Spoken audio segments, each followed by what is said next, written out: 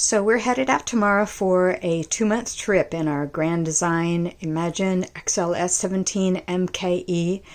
And there's an awesome kitchen in here I thought you might like. A quick look at how I pack up the kitchen, both the stuff that stays in here all the time and what we're traveling with. So I'll start over here in this cabinet with the dishes and so forth. Leftover containers, always stick with rectangles. They fit. This is a collapsible strainer, which is pretty awesome. Most of the dishes here are this really lightweight, forget what you call it, but it's microwavable, and so that doesn't take up too much weight. In here we have 2 wine glasses, about the only glass things, and 2 coffee cups. So they're in here. These are wrapped up for protection.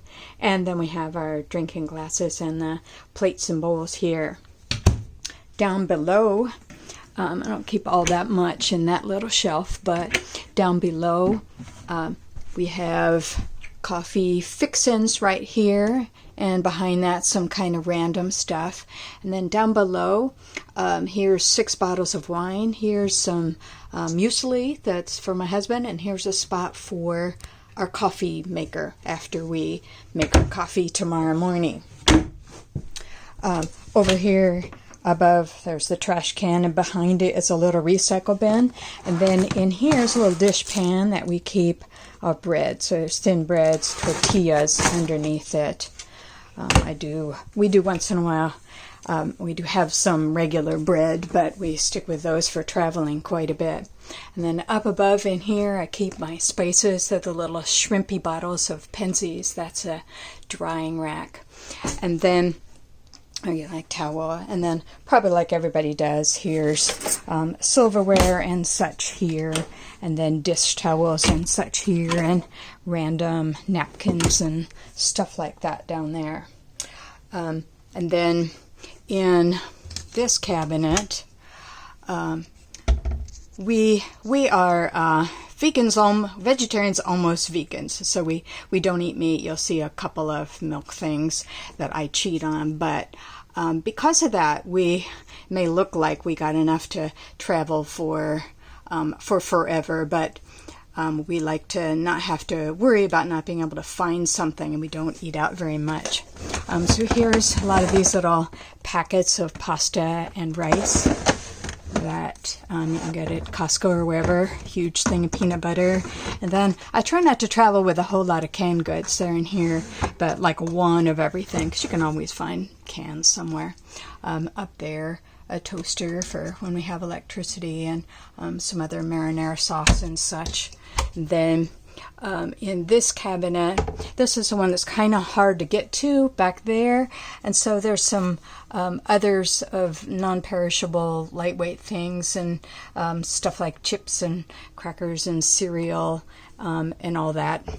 Over here, I don't even think there's maybe anything back there, but I have to use a stool to get to those, so I don't do much.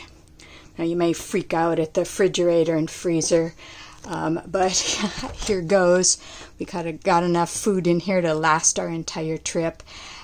Some kinds of prepared food I put in Ziploc bags and freeze them like that. Some of it's just beans, but also like vegetable soup and marinara and chili and stuff like that. And then the things that come in bigger boxes like this, these are the fake chicken patties here.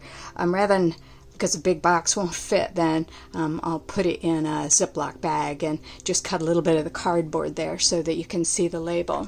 And then, I try and have one of each kind of frozen vegetable, because you can buy frozen vegetables about anywhere. And then in the refrigerator, one of the things that I do so that I don't have so many bottles and stuff is I have stuff like pickles and barbecue sauce and some random things like that in these little rectangular deals, and they don't take up much room and less weight. That I poured out the glass salsa jar and put it into there, and then just we're way loaded up with all this other stuff. And then we try and just have enough pop and beer and stuff like that to last for a week or two between our grocery shopping trips. So anyway, we're about to hit the road and thought you might like seeing how we do this.